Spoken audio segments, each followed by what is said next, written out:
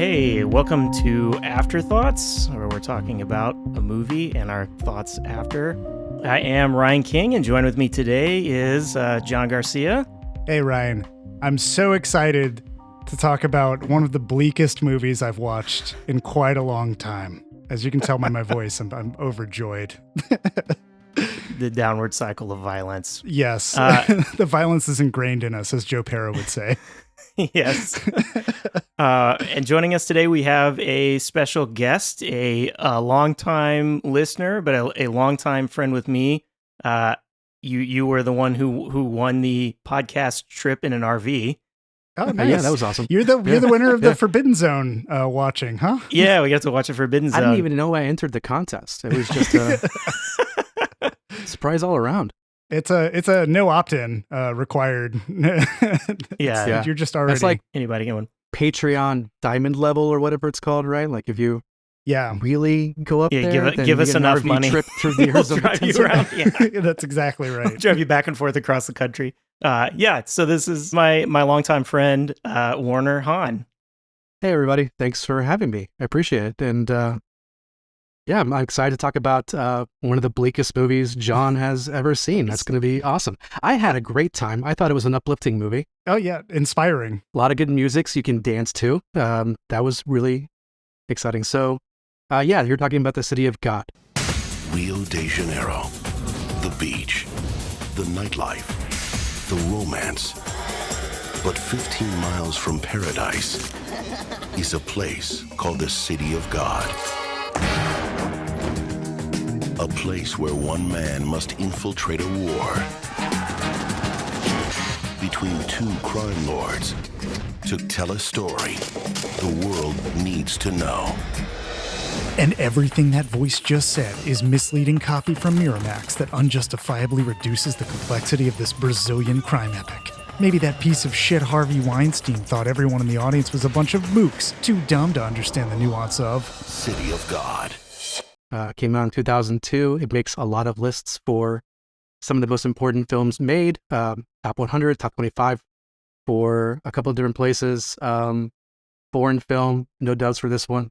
So I mentioned Time Magazine's top 25 films of the 2000s, 100 best films in the 21st century from The Guardian. I picked it because it was eye-opening to me when I saw it, and I go back and look at it, and it holds up. There's a huge amount of thought and research that went into the movie itself, and it shows a great depiction of life on the streets of Rio de Janeiro and the favelas, and specifically a neighborhood called the City of God. It walks you through the 60s, the 70s, the 80s, following the lives of some of the characters that are most important. I feel like it just doesn't get enough play nowadays. Like, right, it's one of those movies that just sort of disappeared, even though when you go back and look at it, you can objectively say, this is like an amazing film. It's shot really beautifully. The music, like as I mentioned, is well done. It's incredibly realistic and gritty for the life that was there. It's respectful as well of the life that was there. It's semi-autobiographical. And it taught me a lot about Brazilian culture and Brazilian history, and I started investigating afterwards. And it's just a really cool vignette into a life that is so very different from what we see in the United States, right? So excited to talk about it. So I guess I'll go into a little synopsis of it, or you want to start off somewhere else there? You can give us Yeah, give us a high level. Yeah, this is hard because it's one of those with a ton of flashbacks. It's literally every scene is chock full of meaning and important things that happen. You go back and take a look at it. Third or fourth time, you're going to see brand new things each time. But by and large, it follows the story of the favelas in Brazil, in Rio de Janeiro. Starts off with the Tender Trio, this group of three friends that essentially do petty crimes in the area. One of the younger people within that gang is someone called Little Dice, who is very early on shown to be a massive sociopath, who then makes a name for himself in the 70s and 80s as these temporary houses that started off in the 60s kind of grow and build and morph into this crazy network of different kinds of streets and its own economy, its own black market. Police are completely off the radar here, and it shows you how the drug dealing world really lives. And each time they go into a new area, they do sort of like a little bit of a flashback. There's one really important area where they're doing a raid of an apartment, and they take the time, stop the movie, and show you the history of that apartment as it goes through multiple cycles of violence and gang ownership, as it leads back into that moment when little Dice, now little Z, takes over the drug trade in the city of God. Follows two people like Benny, his best friend from childhood, as he tries to become a playboy in the area. And you see his rise and his fall within the movie itself. All the while, your narrator through the thing is someone called Rocket, who's trying to make a name for himself as a photographer. He's just desperate to get out of the city itself. And he thinks that education and photography specifically is going to be the ticket out of the favelas.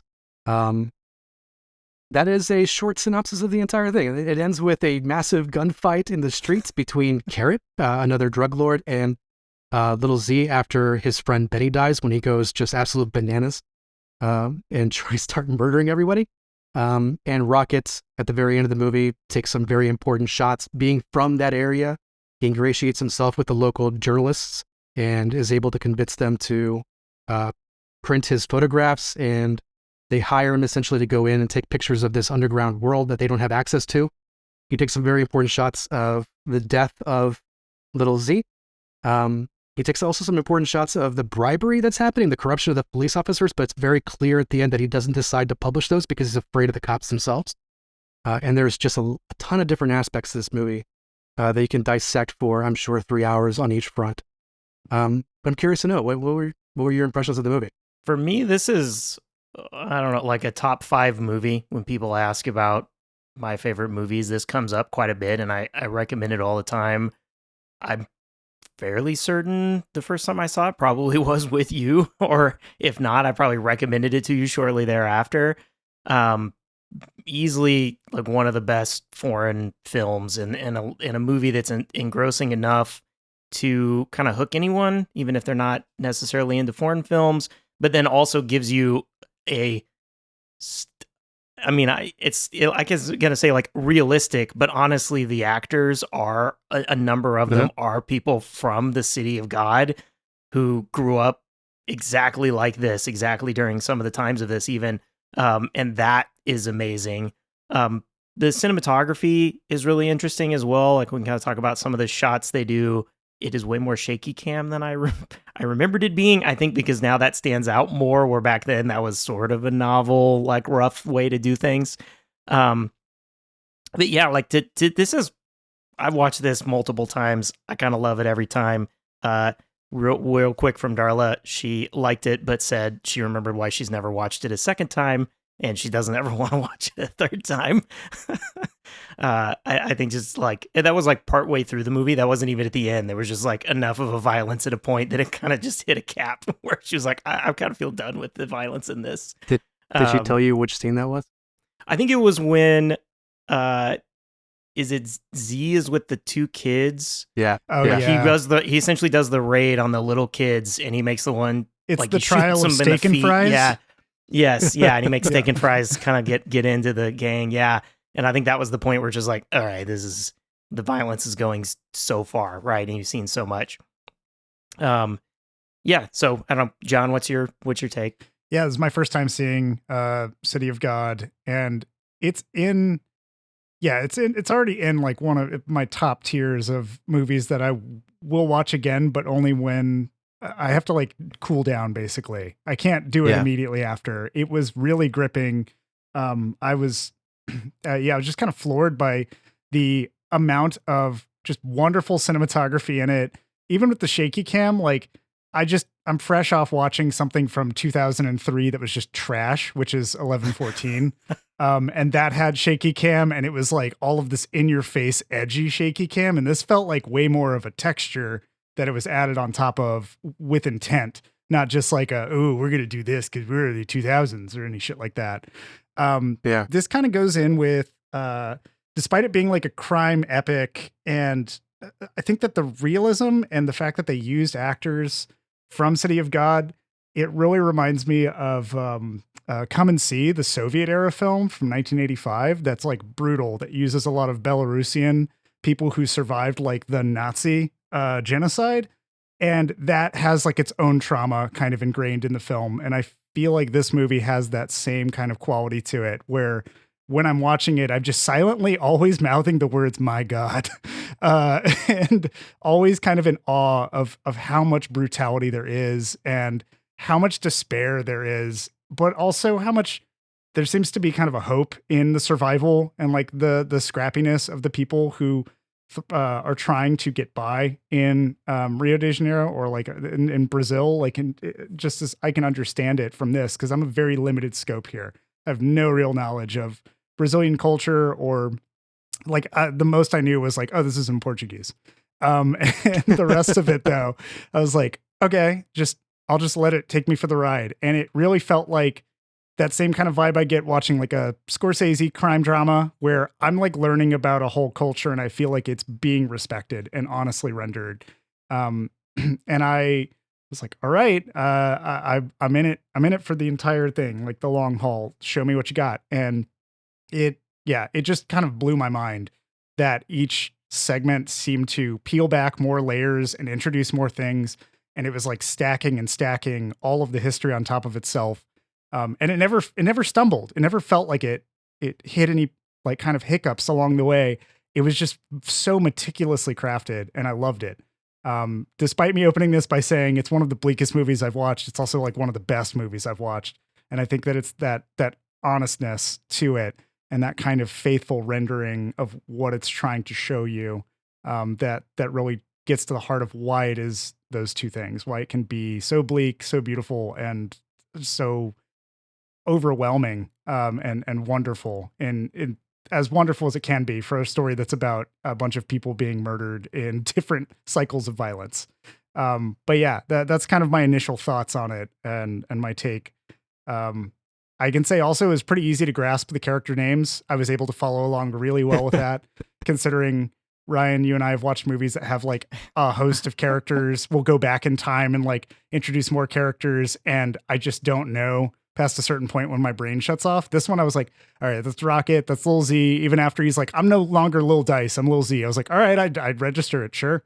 Yeah. And like Blackie and like anybody else, I can like start rattling off all the names now. And I think that's a testament to how much it cared for its characters and establishing them and making you know that they were real people and that kind of thing.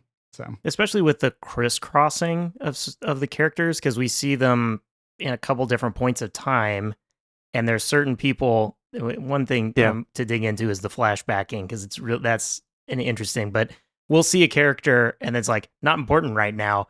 That totally is important down the line, and then you kind of reconnect. Important. Yeah, you kind of reconnect these dots and recontextualize the touch points they've had to get to where they go. In the way that like Little Dice disappears for a huge chunk, and then he's a major player later, right? Or like Knockout Ned is there for 1 second, and then he's important later. The interesting thing I heard about when I started reading some of the reviews and comparisons with other movies is that with the flashback nature of it, people kept comparing it to Pulp Fiction, which I thought was inaccurate, because Pulp Fiction is just out of order and confusing for the purpose of kind of showing you emotionally a storyline that makes more sense. Yeah. Whereas here, there's a lot more sense to the way that they frame these things, right? So like, when you pick up Knockout Ned, you know exactly enough about him at that point, so that the later, when they do the full story of Knockout Ned, it makes sense to you. They give you a little bit of who he is as a person. He's someone who was humiliated very early on in the film, during a dance or a celebration. And then the next time you see him, he's on a bus with a very honest job. He explains very quickly that he used to be a police officer. He's a great marksman. And they just give you that little bit of information, and they tell you it's going to be important later on. But when they do, they simply, again, they pause the movie so much to show you and fill in the gaps of the knowledge and other vignettes of this entire other life and this other movie that they could have made, right? And it feels organic at that point, because I already kind of know that I need to care about that character. So when it comes to it, it's a nice little pause, a nice little break.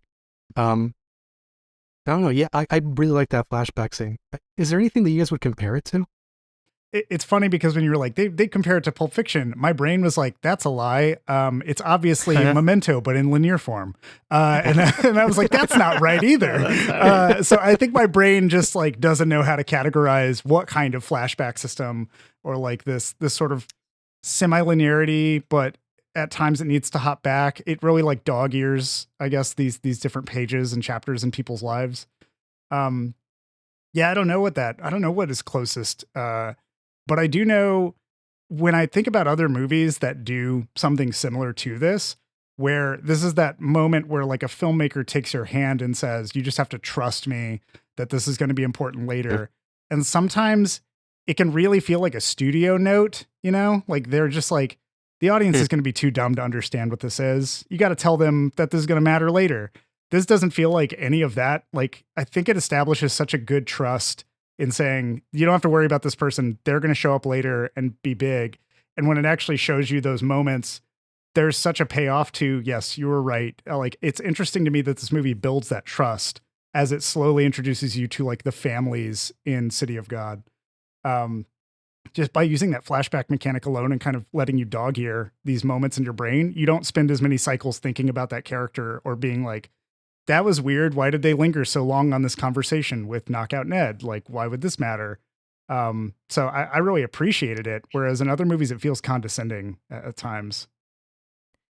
I think the closest thing in my mind is like a documentary or something that is historical. They're not necessarily as abrupt as this is.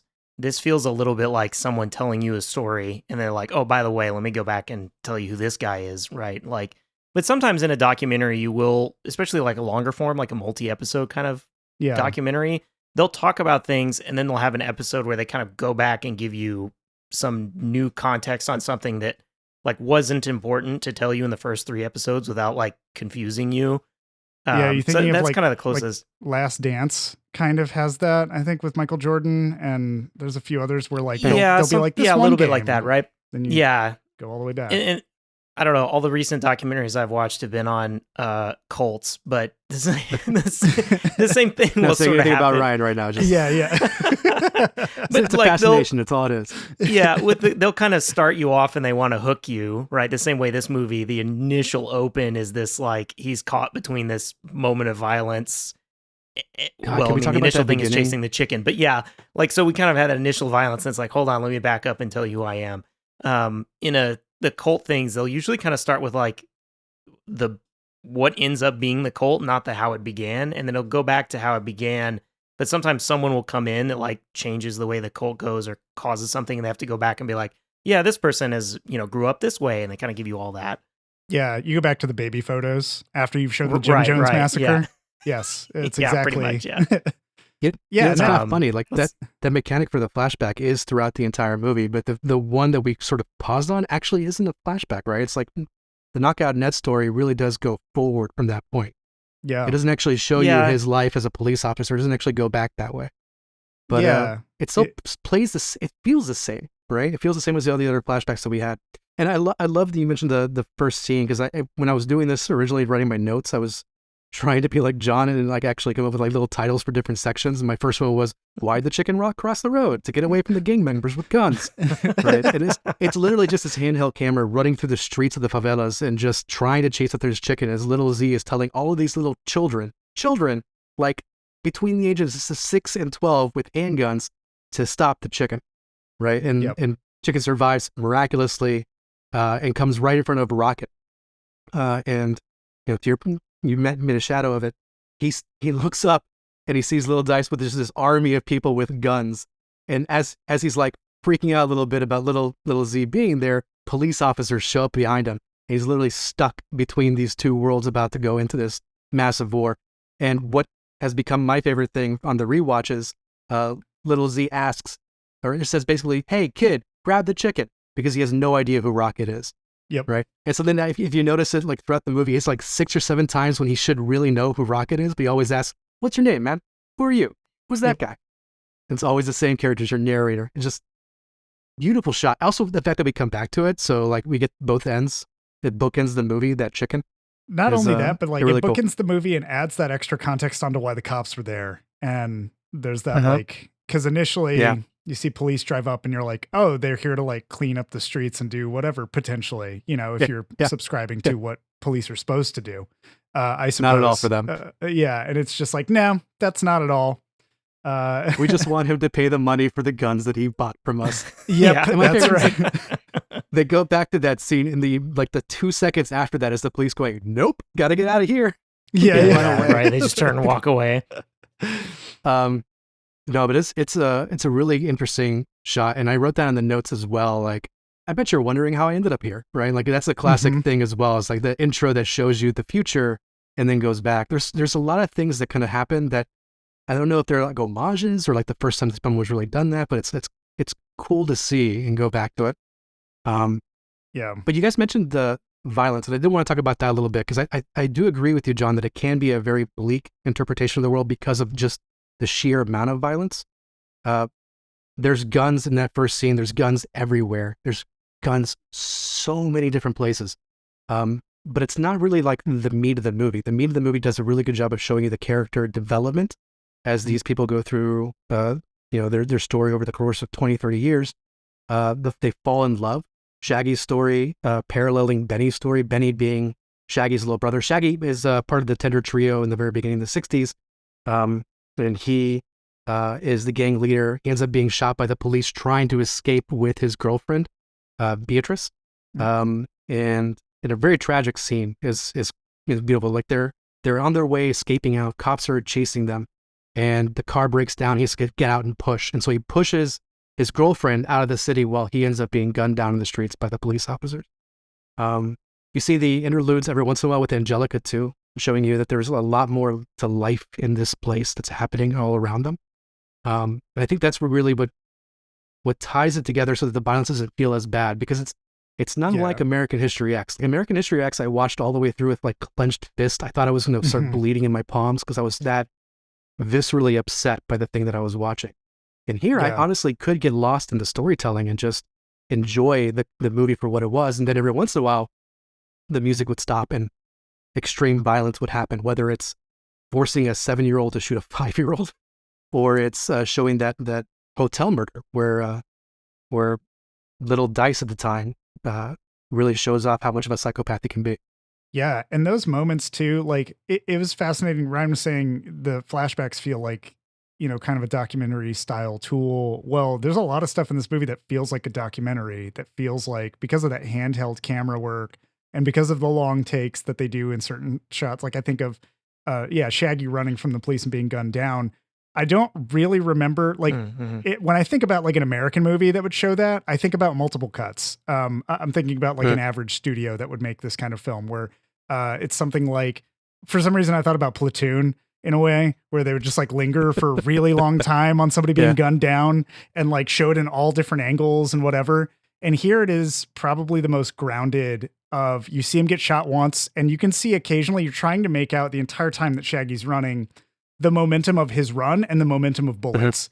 And seeing those kind of coalesce slowly over the course of him running, it's completely uninterrupted and it's very visceral, but it's also not done in a way that is stylistically upsetting, like where they really emphasize that violence. They show it to you as it probably would be seen if you were like a bystander or you were in the car and you were Beatrice watching. And it didn't feel gratuitous. It didn't feel like there was no blood splattering everywhere and just gory detail. It's just, this is the thing that happened. Yeah, the violence feels very matter of fact a lot of times. Like we mentioned the police. By the time you get to the end of this movie and the police shoot the guy who's their gun seller, just Why shoot not? him. It's such like a, well, that was obviously going to happen kind of feeling after everyone betrays everyone throughout the course of this movie. yeah, There are a few moments that I do think like really stand out in the violence because it really is where those characters push something further. So like we're mentioning that where like the shooting of Shaggy kind of like took the whole favela into this, like we can't trust the police or the system or anything anymore, right? Kind of an upgrade. And the same thing like Little Z or Benny, we kind of like escalate right to this whole other level with that stuff. But I do think like to me, the violence is a theme, but the point is the city versus something where American History X, like violence is kind of the theme. Like racism is part of it, but really the violence is what makes that so much more than just people being racist to each other, right? It had to escalate it with the violence to make you feel more of it. Where this one, the violence is like, that's what happens. Like, we're not putting it in to make you feel anything. Like, that's just part of all of this. Like, that's just what it is. Well, there's actually some violence that's almost funny, right? You have the emotional violence, like when Knockout Ned gets shot in the back by that kid. And we're good with spoilers, right? Obviously. So Yeah, like, yeah. Yeah. The, We're just the kid that coming shot in and out. Ned joined Knockout Ned's gang to avenge his father, who happens to have been killed by Knockout Ned. So that little kid had his name was Otto. He had a long-term plan. He started implementing it that day. Took Yep. months to accomplish. But he ends up killing Knockout Ned. That was very emotional. Benny's scene, music cuts out because of the way it's very emotional. Some of it's shocking. The motel scene is shocking. The 5-year-old getting shot is shocking. Yeah. Some of it is almost comedic, right? Like, do you guys remember when Tuba got shot? Yes, Tuba just keeps running his mouth and Just wouldn't Yeah. shut up. He was so annoying. it's just talking the whole time about how they should be brothers because they both got hurt in the same arm. And I was like, Tuba, you don't shut up, you're going to get shot. And then he got shot. Yeah. I was like, well, I told you, but How long have you been around Z? You know where this is going if you annoy him, right? Like, yeah. Yeah. And like even Knockout Ned's family getting shot up. Like, so there's the thing that turns Knockout Ned from a peaceful individual to a violent part of the gang. Really, he joins Carrot's gang, who's the rival against Little Z. Is that after Benny's killed? I believe I'm right on that in the timeline. Yep. Little Z goes crazy and he ends up raping Knockout Ned's girlfriend in front of him, and was really trying to just humiliate the heck out of Knockout Ned. There's a scene there where Knockout Ned is like, "Why didn't that guy just kill me?" Forward straight to Little Z as he's walking towards the war with Carrot. Stops going to war with Carrot and says, "Hold on, why didn't I kill that motherfucker?" And walks back to Knockout Ned's family and starts shooting up the entire house, killing a couple other individuals, which is, amongst all the other things, demonstrating how hubris gets in the way of you accomplishing your goal, right? Because Little Z is obsessed with going and killing Carrot, but along the way, he stops multiple times to create more problems for himself that stop him from being able to kill Carrot. Like, there was no reason to antagonize the cops. He had been paying bribes all the way through the movie. And then this one time when he's gearing up for war with Carrot, that's when he decides to screw over the police officers. Tactically makes no sense. Yep. Right?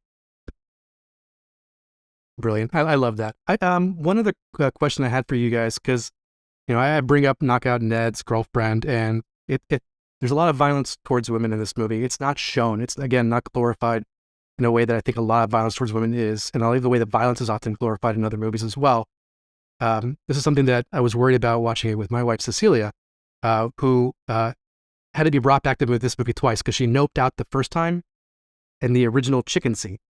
She saw the chicken running and the knife being sharpened, and immediately was like, "Nope, I can't do it. I'm walking away." It took me a month and a half to get her to come back to watch the entire thing.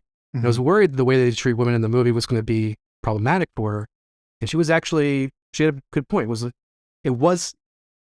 It was showing the reality without being gratuitous about that reality. Even that scene where Knockout Ned's girlfriend is being raped, it's away from the camera. You don't see her. There's nothing about her. It's just, that it's happening, and you feel the visceral reaction of it happening without having anything else to muddy the waters in that way. And the same thing happens with Shorty, who is Shorty's wife. Yeah. Shorty's wife in the 60s. He's the person who helps inform the police about the Tender Trio and what they're doing. He murders his wife because she had an affair. But it's, again, it's violent.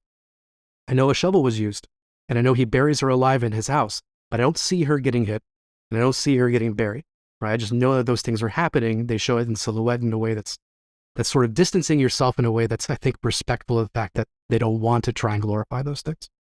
Yeah. What do you guys think about that? Even the kid being shot in the steak and fries challenge. I don't know how to call it something else. It sounds really wrong when I say it that way. I like it. But even that moment, the cinematography of that shot, because they show when they're having steak, like, choose which kid you're going to kill. You can already tell from the framing which kid he's going to pick, but they also go the extra mile of really blurring that out and showing him making the choice and not so much the result of the choice. Because it doesn't matter which kid he shoots in the end.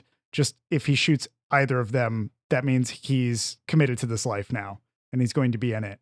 And I appreciated that it refrained, it kind of shielded the audience from it while still letting you know what happened.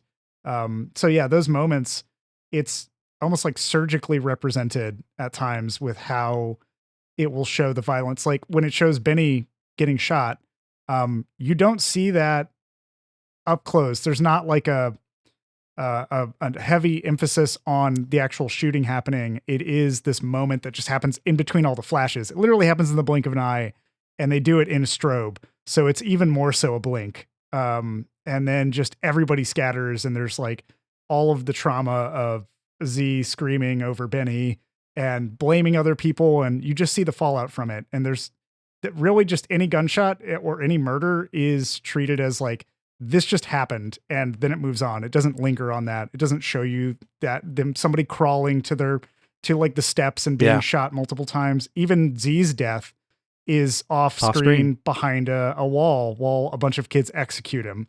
And it's like it hides that brutality from you, but you still know it's there. It kind of reminds me, Dixon's gonna love this, but it reminds me of a Bresson film, because Robert Bresson loves to show the results of violence without showing the violence itself. And he puts it in your head so that you can kind of ingest it on your own terms, which this movie seems to do very masterfully. I think we kind of linger on the moments of violence that are key in changing this world.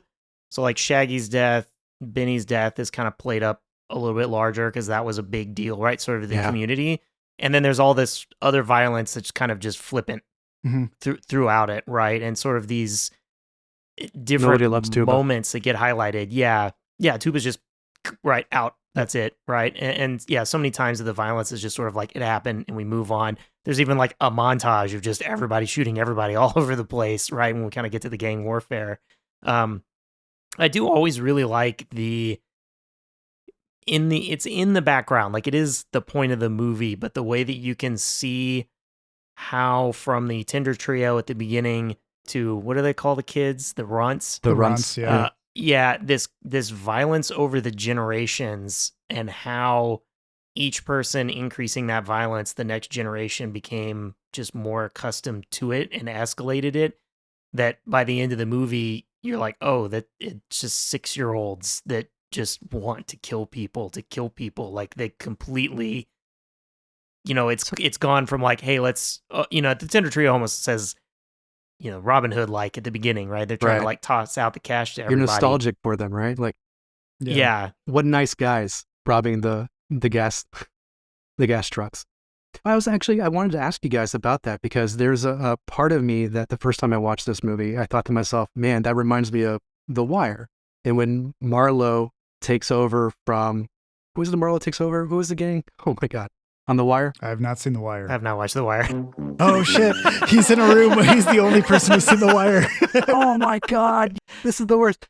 I totally remember now. And the gang's name was Perfinity Finn. So Perfinity Finn gets taken over by Marlowe. And the thing about The Wire and the way they show it is that Marlowe seems to be like crazy chaotic and not playing by the rules. And he goes into this established order and through his chaos is able to take over the drug trade in that town. And the first time I was watching City of God, I kind of felt the same way. The runts are just pure chaos. They're lawlessness. That's the way they're describing the movie. They're the kinds of people that just run into a store, mess everything up, steal things, might shoot you, might not. They just run away, right? Like there's no word to them. And that's contrasted with the order that little Z had actually established, right? He says, the runts aren't allowed to do stick-up jobs inside of his town. He's creating a peace. He wants to control the level of violence in the community because the more violence there is, the more the press will force the police to come in and actually police the drug trade. So it's good business sense for him to create that order. But watching it a second time and a third time, there's that evolution, but it's cyclical. Like every single generation is going through the exact same thing. Because the Tinder trio also had an ethos, right? They had principles that they established. They wanted to have some order. They were the Robin Hoods. They were doing it for good reasons, right? And then the chaos came in from Lil Dice, who goes in and just starts murdering people on rampages, right? And when he goes to the favelas a couple years later with him and Benny, they're starting off just doing stick-up jobs. They become the most feared robbers inside the City of God. And, they're admired by some of the drug dealers, but they're basically the runts. They're not that different from what the runts were. It's just each one kind of goes through this coming of age of a drug lord where you start off lawless, chaotic, and you use that to your advantage to get power because people don't think you're predictable. You can't predict the runts killing little Z at the end. And then once you actually have power, in order to sustain that power, you create these rules and you force people to follow those rules until the next person comes in, breaks your rules, and surprises you by murdering you. So it's I don't think it's escalating violence, even though maybe it is. It's scaled up because the size of the city is larger, but it's the same kind of pattern each time, right? It's Yeah. like a cyclical. It's a revolution that occurs. It's just kind of inherent to the system that eventually it reminds me of you think of like class conversations about new money and old money. Like they have the same thing for gangsters. There's a lot of like, the old gangsters used to have honor and whatever. And these new gangsters are just a bunch of thugs. That's like something I've definitely heard in a lot of crime films. And it has that same kind of air to it where I think they even say at one point that like the runts have no regard for the laws of the slum. Something like that. And it's that same like, oh, they don't know how to follow. They don't know what it is to have this kind of law system or this honor system to it. And it's more like, no, they just haven't built their own yet. And they're going to like overthrow what's currently there. That's just the natural cycle of things in this kind of history of violence, the cyclical generational violence. The way I kind of thought about it, more based in reality than this one is, but the true events that inspire In Cold Blood, Truman Capote's book and multiple movie versions of, I do know, having talked to family members who lived out in the country back then, that they were like, that's when I locked my door. Like, that's when we went and got a lock and we locked our door. We never thought we would need to lock a door out in the country. Like, it just doesn't work that way. But then that changed their perception of the world as this, like, violence can come to my house and just come in with no reason. Even though there kind of was a reason, but like to someone in the country, it was like unfounded, right? And I kind of had seen that in this, where there are certain events that I felt like it changed the perspective for everyone, even leading up to these shots we see of them interviewing a gangster on television. And then also the shots like in the newspaper, that it's like the world almost kind of sees these events and then is like, that changes like, oh, what we are like as a people, or what we're supposed to do as gangsters. Like it kind of all shifts off of these key events. Yeah. I found the media portrayal piece to be one of the funnier aspects of this, just because of it is very much an ego war. But like it seemed like only like Knockout Ned didn't really give a shit about whether the media was going to interview. He wanted to use the media time to say, why the fuck are the police not really trying to arrest Lil Z? Why are they doing it to me only? And it's kind of like an earnest way to call out the police for Knockout Ned and use his gunshot wound for good, I suppose, in a way. But then you get like Lil Z's just like, well, this is bullshit. I need to be on the paper. I need to be everywhere that Knockout Ned is, because if I'm not there, then obviously I'm losing some kind of advertising race for who's the biggest boss of this city. And it brings up that kind of parallel between Benny and Lil Z in how they run the city, and how they see running the city together, that I really found fascinating, because Benny seemed to have a bigger grasp on social currency and what actually appealing to the heart of people was, because everybody knew he was like the coolest hood in the city. That was what he was referred to as. Whereas Lil Z was just always a terror, and everybody mocked him when they were not in positions where he could kill them. Like it was very obvious that he demanded respect through fear, and he never got respect outside of that context. But Lil Z never registers that, and he only ever thinks about how he can further that power. They talk about it devolving into senselessness, where like the gang wars just are like, oh, people just want to take over more businesses so they can take over more businesses, and nobody remembers why this got started. Yeah. It just gets lost. Whereas Benny was working to like eventually get to a farm and have a family. And it seemed like there was kind of a way out that he was trying to go with the social goodwill he was building, to the point where he even didn't want to sell drugs anymore. The only reason he did was so he could get a camera for Rocket, which was kind of sweet. But like even that kind of sensibility, that duality of Benny and Lil Z being kind of growing up together, best friends, that side of kind of good and evil in a way in this gray area.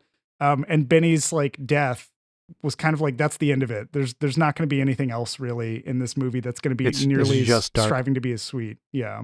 Yeah. There's a couple of things that called out to me. The fact that Shaggy and Benny both had the same dream of becoming farmers and smoking pots with their girlfriend. Mm-hmm. And like, I don't think either of them would have made a very good farmer, but for some reason that's the idealized world that they have, like in their minds. They're going to escape to someplace and become a farmer. Mm-hmm. And the other part is, Benny's definitely not a good person, right? Like he's the coolest hood, but he's there and he's sanctioning a lot of the violence Little Z does. The movie tries to go out of their way to say like he's putting, a lid on the worst instincts from Little Z, and maybe that's true because he's the only one that can insult and challenge Little Z to his face without actually having any repercussions. But he's literally watching him murder people for fun throughout the entire movie. So I felt like that was another part of this, like watching it a couple times now. I'm Rocket as a narrator, he's not a consistent, he's not particularly a trustworthy narrator either. Like the way he describes Benny, I think is an idealized version of what Rocket thinks Benny actually is. I think some of the conversations around Angelica and Tiago and the journalism thing also is a little bit idealized from Rocket's perspective. Yeah, like randomly, like this is just an aside, but he blames the journalist for a bad experience the first time he had sex, and I'm pretty sure it was his fault. Yeah. Oh, definitely. Little things like that just pop up every once in a while. But no, it was funny. Like the journalists are all like clamoring to try and figure out who Little Z is. They're angry that they never had a picture of him because it's so dangerous they can't go in. And if they had just asked, like, that guy would have opened up his home to them and invited them over for dinner. Like take as many shots of Little Z as possible. He was happy to do all those things. Yeah. Talking about him as a narrator, we mentioned earlier the cycle where people kind of escalate into this life of crime in the cycle. It is contrasted with Rocket twice trying to commit crimes and then just giving up on it, right? Three times there. Or three times? Yeah, I was trying to remember. The guy from Sao Paulo, the girl that ended up hitting on him, they couldn't rob her. Oh, that's right. And then right. He got her number and then knocking it out, which then it follows our third time. It's the rule.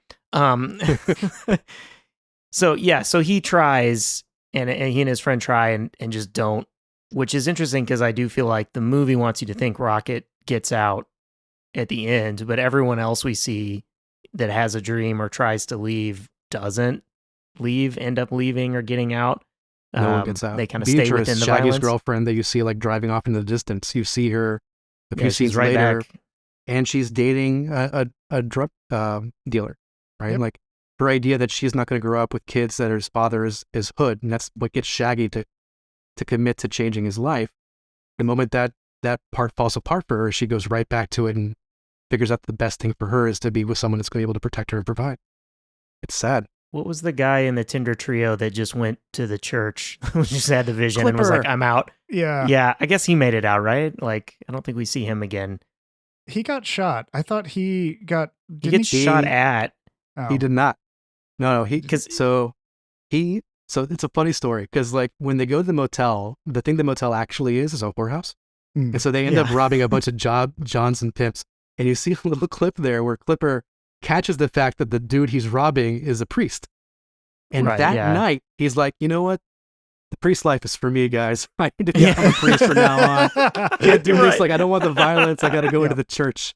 And he starts like saying a prayer. And this is like another thing we can go into, like police corruption here as well. Like we've walked around the skirts of it, but he's saying a prayer to himself, saying like, I've walked through the valley of shadow of death as he's going towards the church. And the police turn their guns and like start pointing at him. And he's so convinced that God's going to protect him, he doesn't flinch. But the dude behind him, who looks a little like him, has got just glasses some kid. and like school books, freaks out when the police chase him. As he's like a stereotypical nerd, right? Like, and he starts running like crazy, and the police gun him down. And he makes it to the church to do his own thing. And then the police have a conversation where they say, like, I don't think this guy was actually part of the heist. I think we made a mistake here. And the other cop just like puts a gun in his hand and says, well, not anymore. We'll make it look like he was part of it. Fires the gun, I guess, to get his fingerprints. And you follow the gun with the camera as it ricochets and ends up hitting a side mirror that shows Clipper going to the church. Yeah.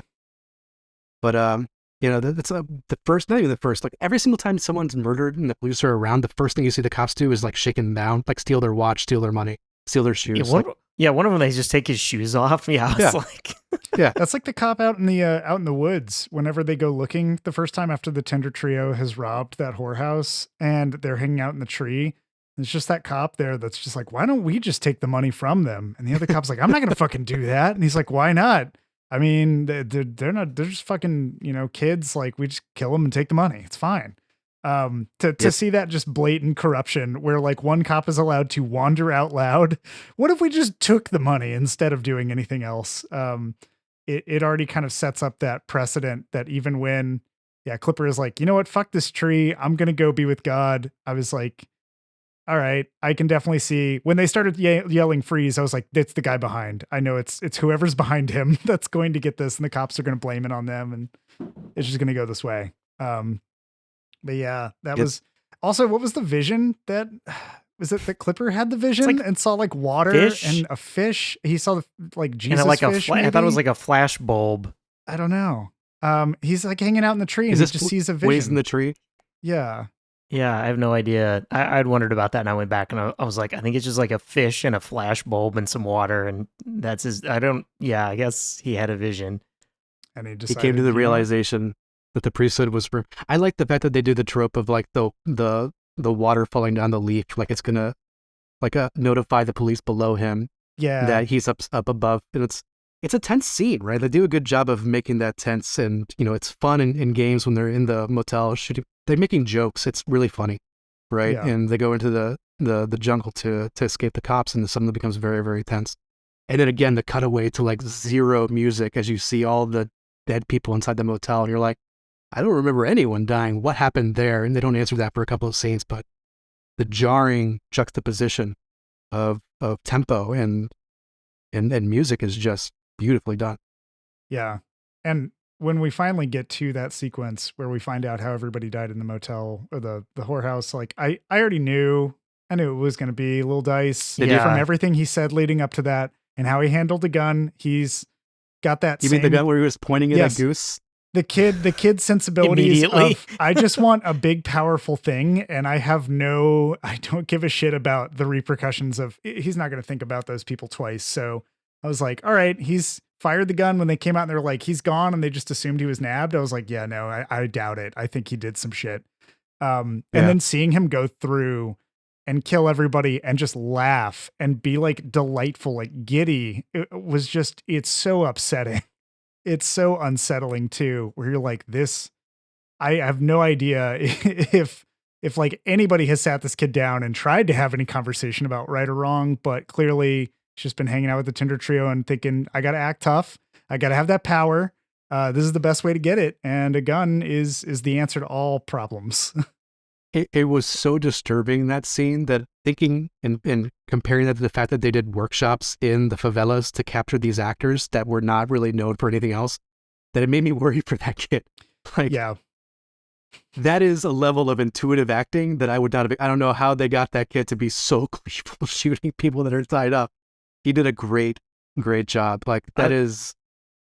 Yeah. I mean, all of the them. The adult were just actor wonderful. that plays Little Z also looked exactly like them. They were so well cast. Like the younger versions of them and the older versions of them, just perfect. Yeah, did a really good job. But yeah, Little Z comes off very horrifying as well. The way he like laughs off the violence and things like that. That actor is really great as well. Talking about the circle of violence, just because we're mentioning it, after some time we flash back and see Rocket's older brother Goose. When he's getting out of the Tinder trio, he bumps into Lil Dice, who's now been using his gun and escalating crime himself. And then I think later again, we eventually flash back to actually see Lil Dice shoot Goose. We see that scene like twice from different perspectives. In that moment, they mention the only thing that you have to look out for is like the bigger fish, so to speak, the bigger gangster, the bigger hood is the only person who's a threat to you. And we see that again and again where like one of our younger up and coming drug lords or hoods or whatever, somebody else comes and takes a little bit of their cut and they get pissed and later betray that person or take over their thing or whatever.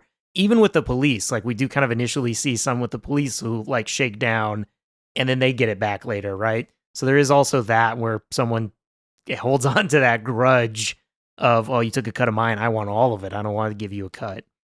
Yeah, my favorite part of that scene is just like trying to get in my mindset of like, you're Goose, you're leaving town. It's been 3 months since the heist. You see Little Dice for the first time just counting money. And your first thought is, 3 months after the heist, I'm sure they're just hanging out here counting the money from 3 months ago with no other possible reason why they have that money, right? Like, and the first thing he does is just slap the crap out of a Little Dice and just take the money, right? Well, yeah, this assumption of, which is honestly what gets everyone who interacts with the runts down the line, well, I'm older. Like, I'm more established, I'm older, give me that, you should listen to me. And they don't see it coming. They never do. Little Dice then makes the same mistake, right? Like, again, the hubris of, dumb tactical mistakes when you're trying to go fight a war. Before he goes to war with Carrot, he arms the little runts. He gives them guns as part of like this master plan to be able to beat him on the streets, which is like you're literally not that far removed from forcing one of the runts to kill another runt, right? They're remembering that. And now you just hand them a gun and you're going to hang out with them. It actually ends up being the kid that survived the stake challenge that is the first one to shoot Little Z. Yep. Yeah. It comes back. Yeah, and it's that thing where we also see that Rocket actually, the runts think Rocket is so cool because Rocket never gave them kind of the time of day to tell them off. He's just too kind of like polite, I think, in the moment, or just couldn't be bothered with it. Like he was so fixated on Angelica that like he was like, here, just have the rest of my joint. And they're like, oh, this dude's so cool. And then he gets like fired from his job because they see him and they're like, that's the cool guy. And they like steal shit from the grocery store. But even then, he's not like going to go tell the runts off or any of that. He just stays out of it. He always stays back from that kind of confrontation because he seems to have a good understanding that you can only hurt things more when you try to escalate it through that kind of aggression. Like you're only going to lead to worse things for yourself. Sure, like being honest might not get you anywhere, but being stupid will get you killed one way or another. Yeah. So it's interesting to see that journey from Rocket to Lil Z with the runts and how it kind of comes full circle at the end. He just takes the picture of the runts, like gets that whole moment. I feel like the runts would have gladly posed shooting the shit out of Lil Z for him and been like, that's the cool guy who gives us joints. Like, what you want us to be here or there? Or where do you want us? Like they might have the exact same kind of ego. They already were going to form a blacklist and everything else when they were leaving. Oh, God, they were so violent. Right before the credits rolled, they're just going through the list of all the people that they need to murder. Yep. Yeah. Now that they're on the streets. Immediately, one of them is clearly the tactician who's like, who here knows how to write? Yeah. Like just calling shots immediately. Like, oh man, here it goes again. Yeah. If you can do math, you're going to make it really, really high up in the game. You're not a soldier, you're an accountant. Yeah, you get to be the accountant, right? Yeah. Well, I'm sure we've all learned our lessons and we won't give guns to people who come back to bite us later, like Iraq and Afghanistan and Colombia. And it's worked out since then, frankly. Yeah. Like, I think the lesson's been learned, Ryan. I think yeah, we're all good now. Yeah, we're good. The character of Uncle Sam had a happy ending in this movie. I tried to come up with something interesting to say about this, but religion...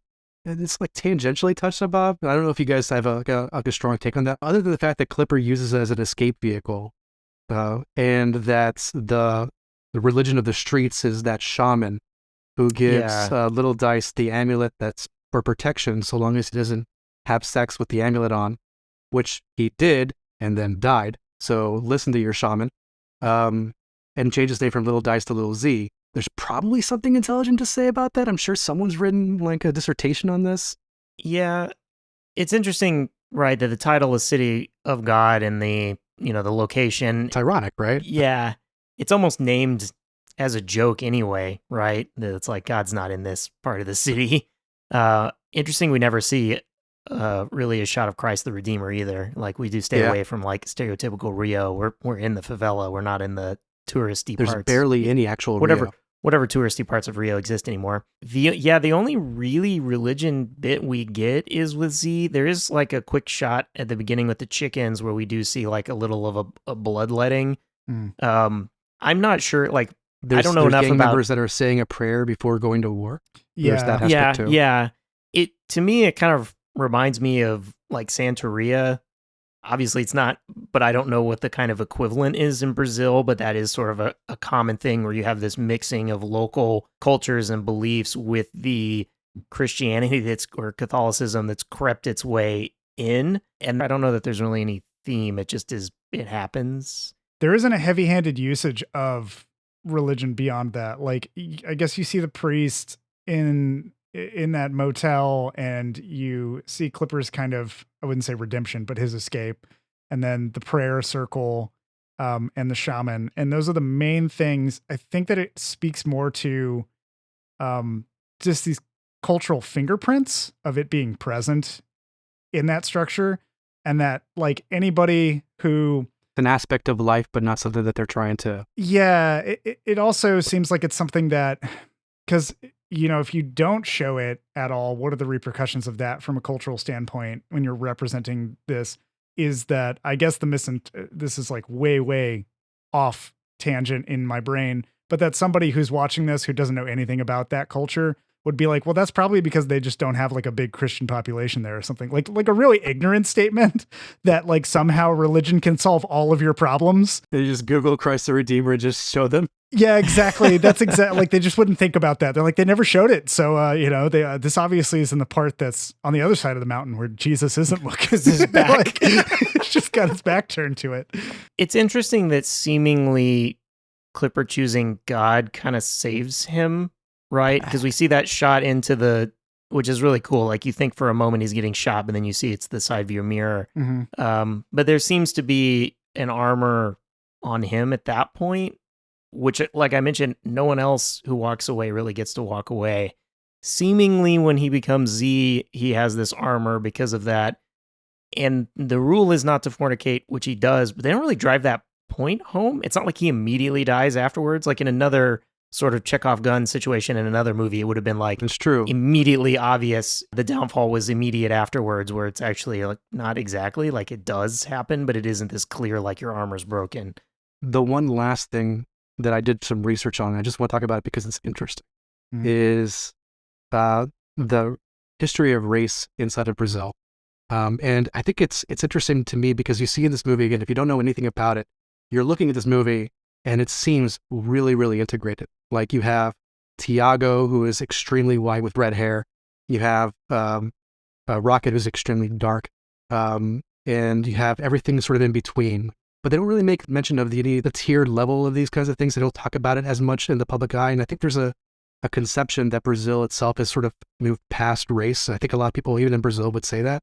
But it's not true that the systemic inequalities aren't still there. It's not true that there isn't just an enormous amount of embedded racism in the system itself. And you do see that a little bit in the movie with all of the white journalists that are there, all of the white cops that are there. Yep. It's only white people in power outside of the city, that the city itself is very integrated. But outside in the real world where people actually have power beyond just what those the favelas, it is very much still a European ancestry kind of dominance in the country itself. There's a few offhand inward usage where they kind of like do have it, but it's not out and out. It's just sort of said in a few situations where, a particular character looks down that way. Yeah. They talk about the police as well, just starting to associate. It's just easier for the police to think that anybody from the favelas is a hood, and that they are thereby justified in any of their actions, and it doesn't matter. But they also don't really, like, if you're from that place or you're passing through and you have lighter skin, I'm fairly certain the police will not give you as much of a hard time as if you have darker skin. Like, that's still just going to happen. And it is an interesting, like, Brazil, you say, like, they feel like they've moved past it, but certainly their political climate now, the recent riots post-election and some of the political turmoil, the horrible political corruption. And Bolsonaro himself, like, there's a quote, I don't know if you guys read this in the news when it happened, but I'm just going to read it just to see what your reactions are. He said, he was asked about his time going through indigenous populations inside Brazil, and his response was, there was this time I was in Surukuru, and an Indian had died, and they were cooking him. and they cook Indians. It's their culture, yes, to eat. They cook it for 2 or 3 days, and then they eat it with a banana. I wanted to see an Indian being cooked. I wanted to see an Indian being cooked, but the guy said, if you go, you have to eat it. And I said, I'll eat it. But no one else in my group wanted to go, so I didn't go. But I get an Indian. No problem. No problem at all. It's their culture. So, Yeah. race is still an issue. Wow. Yeah. Oh yeah. Yeah. The rural city divide in the indigenous population and the representation is very rough. Yeah. Very, very rough. The other thing I'll mention is they outlawed slavery in 1888 after being the largest market for the transatlantic slave trade, with about 4 million folks. Fun side historical note: more than a couple thousand people from the United States, from the Confederacy after the Civil War, went to Brazil because they wanted to be a part of a place that still had slavery, and they committed local crimes, assassinations, and tried to start a rebellion inside of Brazil as they started realizing that they were moving towards anti-slavery positions as well. And until like 2 years ago, they still had the descendants of the Confederados from the United States South that would get together and have a party every year, honoring the ancestry of the Confederacy with nice Confederate flags all over the place. Is that like the same week as the Nazis that fled to Brazil? I don't know if the Nazis actually created a city. Yeah, it's called Americana, Brazil. Oh, okay. Very, very subtly named. Yeah. Ironically, they don't get along, the Nazis. Well, that's unfortunate that that's still alive and kicking. Okay, so how many times have you seen this movie, Werner? Like 4 or 5 now? Okay. Maybe Gotcha. more than that, actually. I've probably seen it. Yeah, maybe 5, 6, kind of similar. You guys know it had a sequel in Brazil? I know it had, Yeah. City of Men. I haven't watched. It's awful. Don't watch it. None of the people from it. It just tells a different story in a different area. And it's just sort of like, it's violent and it's an episodic thing. I'm not a big fan. It's weird. This thing is so beautifully done, but most of the people associated with it didn't go on to do like anything else, right? Mm. The director was a director for Constant Gardner, right? And was it The Two Popes, which is, I think, the HBO or the Showtime thing? Yeah. But nothing really else. The actors, obviously, they were not really big names, and they did not go on to become big names. A couple of things here or there in Brazil. But, man, this is like the magnum opus for all of them. Curious if there was anything else that that y'all have picked up on. I mean, you said, Werner, that the more that you watch it, the more you see new things. This is obviously my first time. I have no idea what to scan the screen for. I'm not entirely sure which characters are what. I'm way more gripped to the story in the moment. So I'm curious if there were other things that you wanted to bring up. Yeah, I think what you're starting noticing is just all the foreshadowing and the connections of the characters later on in the show as well. The way that the music, I mean, you get this the first time through. I think you sort of appreciate it more if you focus in on just the way the music changes from scene to scene. There's some split screening. We didn't talk about that either with the directing, the cinematography, but there's a few scenes where we follow 2 different things simultaneously or split screening. And it's interesting that I kind of felt like watching it. There's one that you're more clearly directing to. Anytime you have that, your mind kind of is like, do I pay attention to both? And then I don't really get anything, or I focus in on one. And so like on this kind of like rewatch of something like this, I try to really focus in on the one that's clearly kind of the secondary within the view to try to get like, okay, why was that important enough for us to see that perspective? I do want to make one correction myself there. There's one person that did make it on to, besides the director, that something that you may have seen, Ryan at least, is the cinematographer Cesar Charlone went on to do the Netflix series The Punisher. Yeah. Oh, okay. Yep. John Bernthal. Interesting. That one. Okay. I was going to say the other thing that stands out to me, and this is like my excuse to mention this movie all the time, is whenever things come up, I actually will mention this a lot at work. This is like one of my like stories I go back to. Certain things will happen, and I will always go back to the like rule of 3 set of scenes when Knockout Ned and Carrot first kind of start their gang together against Little Z. And initially it's like, hey, we're not going to kill innocent people the way the other gangsters do. And then in the first time they go out, Carrot's about to, and they stop him. The second time it's like a self-defense. And the third time it's kind of also a self-defense, but they're like, it's over, right? Like, we shot 2 people, the rule's broken a couple of times, whatever, it's not a rule anymore. And I'll point that out, like that happens, with me at work, where there'll be that kind of thing where it's like, well, that we'll let that go the first time. It's like once you let it go like 3 times, you just let it go. Like it obviously wasn't important anymore as a rule. This movie has a set of 3s that go through it. You've already mentioned it once before with something else, didn't you, Ryan? Beyond those rules? Where Rocket fails to commit a crime 3 times in a Yeah. row. And I guess probably fails to get girls 3 times in a row too, honestly. Yeah. It's just like after those 3 times at all, like sure, just move on to something different. That's why they say if you don't succeed, try again, because there's 2 more tries, obviously. And then give up. Yes, that's the unspoken other part of that saying. I know you have like a 20-page essay on your side, Werner. You got. It was a scene by scene breakdown, so I feel like there's so much. Again, like every single scene is just trying to tell you so much. It's a wonderful movie. Please take your time, rewatch it. There's going to be things that you catch the second time that you didn't catch the first time, because the first time emotionally you're just going to be so invested in that story the same way you were saying, John. So yeah, I feel like it's one of the everyone knows it's really good, but a lot of people just skip over it, and I don't know why. So I'm glad to give you the opportunity, John, to watch it. Yeah, appreciate it. Yeah, I think, like, obviously I mentioned at the top, this is like one of my top 5 movies. This is something that I definitely recommend to people. I do think it, just by the nature of being a foreign film, kind of gets looked over. I really appreciate that so many Korean films recently have kind of broken through that. And I'm hearing more people, certainly as well, anime has also helped break that barrier. But in that, people are looking at Japanese and Korean and, traditionally French and Italian cinema. But there are these really great cinema that has already been made, if you look back, that's being overlooked from especially a country like Brazil that just the sheer poverty makes it hard to get a budget or get people together or whatever. Even at this time now, digitization of everything, we should see more things like this. But this is one that kind of hit at a time where people weren't quite into foreign films, and now maybe they are, but they need to go back and catch something like this. So one more thing I'll mention about the movie is its impact afterwards. Like, this shed a spotlight in a way that nothing really had in the favelas, and it ends in the 90s. Things only got worse in the favelas after that. We're talking about 25% of the population in Rio de Janeiro.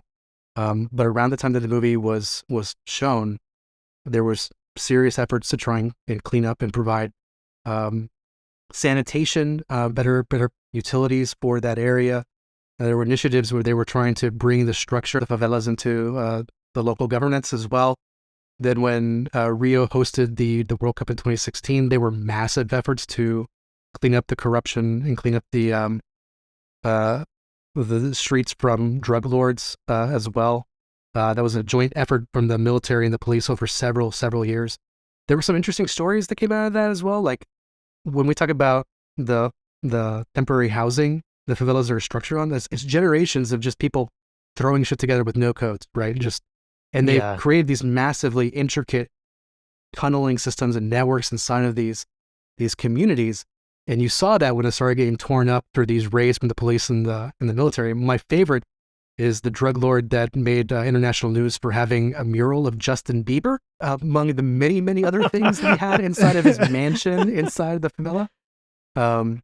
But it was kind of crazy. You can go back and see some articles from then, some pictures as well, like these ridiculously intricate, honestly beautifully designed systems that people had to create out of thin air with no help and no assistance.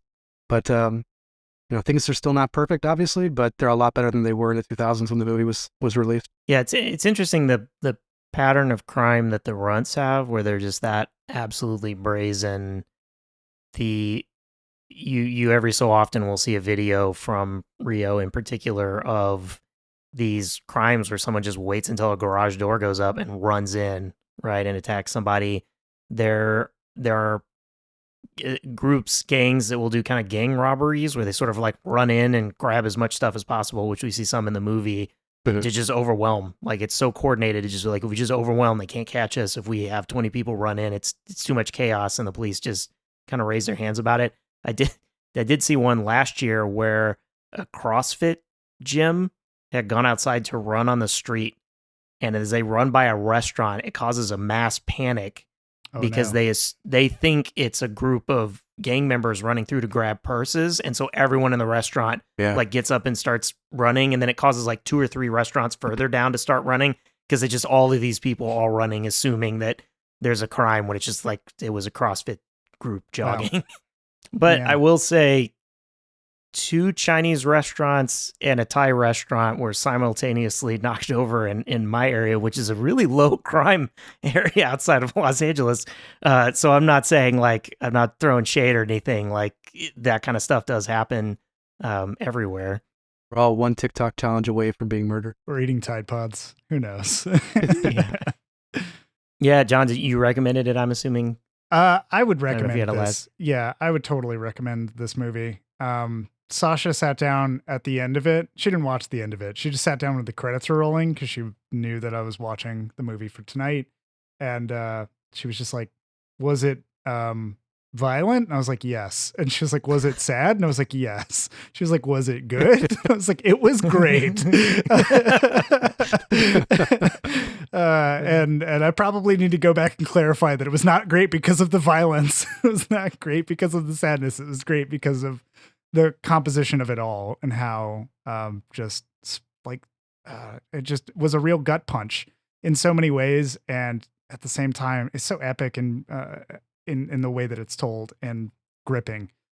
So yeah, again, would recommend it for sure. Yeah, like Darla thought that it was a good movie like afterwards, and she said she had remembered seeing it and remembering it being good, but then this time was like, oh, I remember why I didn't want to watch it again. But it is interesting that usually she's critical of like a movie about a bunch of people doing shitty things. And honestly, that's what this movie is. You do have Rocket to kind of follow. And so there is sort of a character that we're presented with as being a good person. Better? Yeah, that you can kind of identify with. Yeah, more hopeful humanity to cling on to. Yeah. So, okay. Well, I mean, sounds like we got all of our things covered. How many ever pages we've written in the past about it. And we'll wrap up this episode. Well, I have a question. Sorry, Ryan. Go. I have a question real quick. If you could have a mosaic in your favela slum lord mansion, what would it be, Werner? Does it have to be a pop star or just... It does not have to be a pop star. Well, after this experience, John, I'd say the 3 of us. Oh, yay. Oh, yeah, an Afterthoughts mural. Cordy. That'd be great. Ryan, what would you have? Oh man, that's tough now. See, now you threw me on the spot. Yeah, I gotta be like my obvious self. If anybody knows me, there'd be something with wolves. Wolves all over the place. I would just, three wolf moon, just giant. Oh man. What about you, John? And John? Yeah, that's a really good question. It would have to be like, I mean, I collect schlock. That's my movies are all that. It has to be like a Canon Films tribute mosaic or something. Oh, where man. you have like a Chuck Norris and a Charles Bronson and a bunch of other, like Michael Dudikoff, obviously further in the back somewhere. Steven Seagal kind of there, but not quite there. Yeah, exactly. Everything's just a little bit off with it, just like any Canon film. But yeah, that's probably what I would pick. I think that's my mosaic. You ever see those places that will draw their own video cassette covers, like back in the day for the rentals? You want like that level of it's like like of art style. The GameStop when they don't have a game cover, that same kind of thing where they just have to make something up. Anybody listening to this, what would your mural be in your favela palace? What would it? Let us know, by all means. Best mural gets an RV trip with Ryan. Yeah, best mural. Some restrictions apply. I will take you halfway across the country and leave you. Yeah. In the forbidden zone. Yes. Yeah. Well, yeah, go ahead, Ryan. My question is asked and thoroughly answered. Thank you. No, good one. Great one. Well, we'll sign off then. I am Ryan King. With me today, we have our usual... Yep, John Garcia, working on my mosaic now, getting started. Yeah, and thank you to our special guest, Werner Hung, and thank you guys for having me. Yeah, Werner, thanks for being on. It was great. Yeah, it was awesome.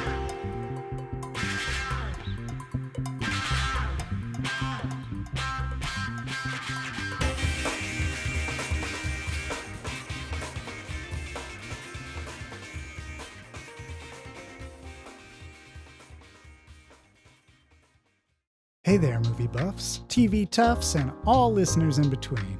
John here from the Afterthoughts podcast. I just wanted to drop in at the end of this episode and say thanks for listening. If you've got afterthoughts of your own to share, hit us up. You can find us on Twitter, Facebook, and Instagram at The Afterpod, or jump into a conversation on our Discord server. You can find info for this and more at theafterpod.transistor.fm. Thanks again for listening, and we'll catch you on the next episode.